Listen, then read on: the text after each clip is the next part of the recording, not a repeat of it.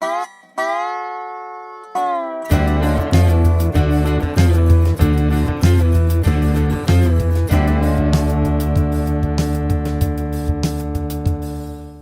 Richard Wimber was a Christian minister, author, and musician of significant influence within charismatic Christianity, particularly through the Vineyard movement.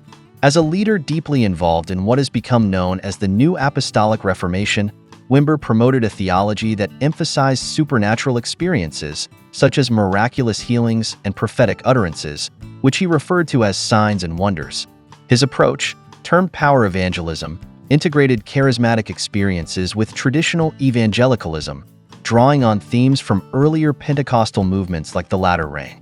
Wimber's work at Fuller Theological Seminary and his association with figures like C. Peter Wagner connected him with theological streams that ultimately contributed to the development of the NAR. His ideas, particularly those rooted in Kingdom Now theology, continue to shape contemporary evangelicalism, influencing leaders like Bill Johnson of Bethel Church and Mike Bickle of the International House of Prayer in Kansas City. Though his ministry is celebrated for rejuvenating many church congregations and popularizing the notion that the miraculous could be an everyday experience for believers, Wimber's legacy also raises concerns. His uncritical embrace of questionable prophetic figures, such as the Kansas City prophets, and the extreme manifestations during revival movements like the Toronto Blessing, have drawn significant scrutiny. Critics argue that his teachings have contributed to a form of Christianity that places too much emphasis on experiential spirituality while sidelining sound biblical exegesis. Wimber's impact on the charismatic and NAR movements is undeniable, yet it is marred by theological and pastoral shortcomings that continue to affect modern evangelicalism. Examining John Wimber's early work with C. Peter Wagner at Fuller Theological Seminary is critical to understanding how his theology helped shape the NAR. Wimber was a charismatic figure who brought a unique perspective to Fuller's church growth program, advocating for what he termed power evangelism, a strategy that relied on supernatural signs to accompany the preaching of the gospel. This approach was heavily influenced by George Eldon Ladd's Kingdom Theology, which Wimber adapted into his own King theology. His belief in the active presence of spiritual forces, both divine and demonic, fueled his conviction that Christians must assert dominion over the earthly realm, a concept that deeply resonated within the NAR. Wimber's collaboration with Wagner significantly broadened the reach of this theology. Wagner coined the term Third Wave to describe Wimber's movement, placing it within a continuum that included the Pentecostal and Charismatic movements, but with a distinct focus on miracles as evidence of God's kingdom breaking into the present.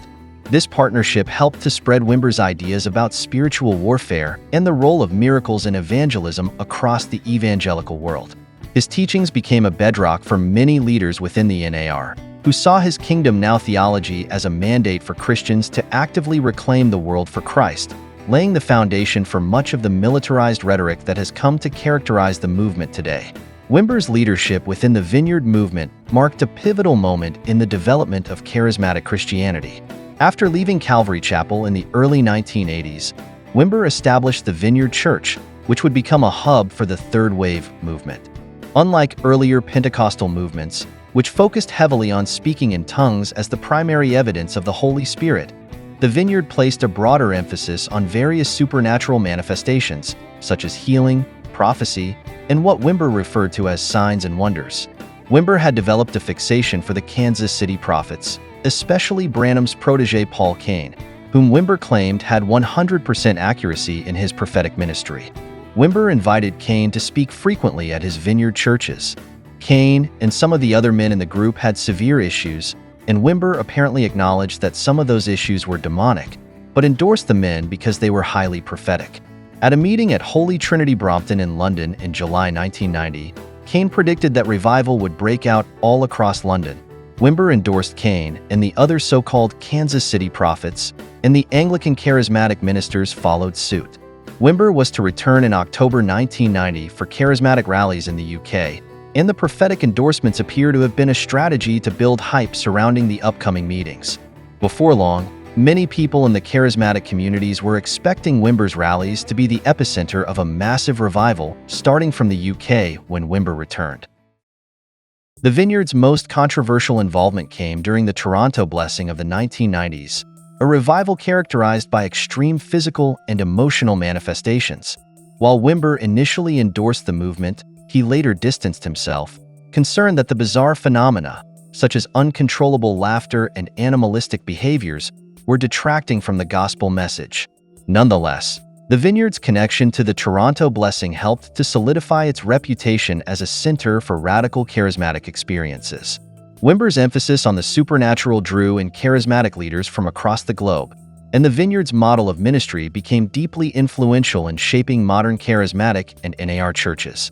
Despite Wimber's later efforts to tame some of the more extreme elements, the movement remained tied to the dramatic manifestations that have come to define much of charismatic Christianity. John Wimber's involvement with the Kansas City Prophets had a significant impact on the formation and theology of the International House of Prayer, founded by Mike Bickle. The Kansas City Prophets, including figures like Bob Jones and Paul Cain, became associated with Wimber through his endorsement of their prophetic ministries in the late 1980s and early 1990s. Wimber believed that these prophets had extraordinary spiritual insight, claiming that their prophetic accuracy was unmatched.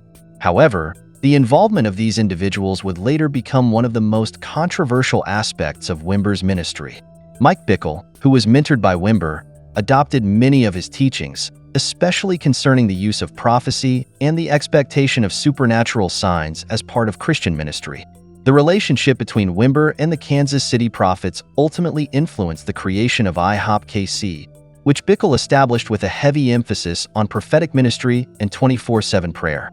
The group resurrected many latter-rain doctrines, from Franklin Hall's fasting and prayer doctrines to William Branham's militant version of the manifested sons of God doctrine, otherwise known as Joel's Army.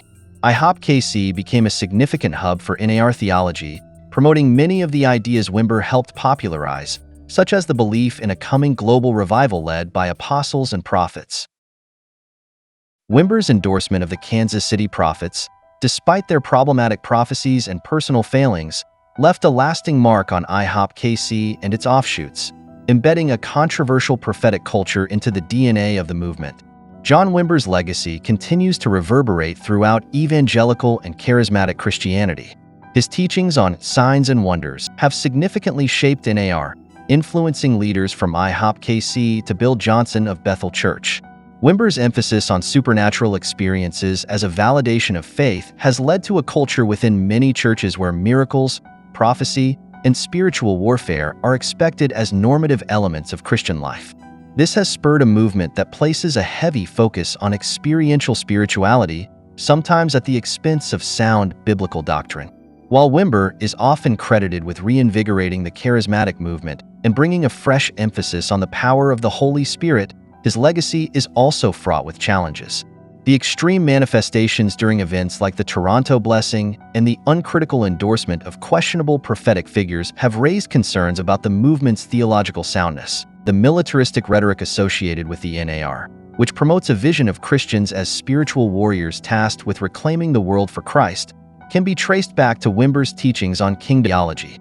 Despite these controversies, Wimber's influence on contemporary Christianity remains profound, with his ideas continuing to shape the practices and beliefs of many charismatic and evangelical churches today.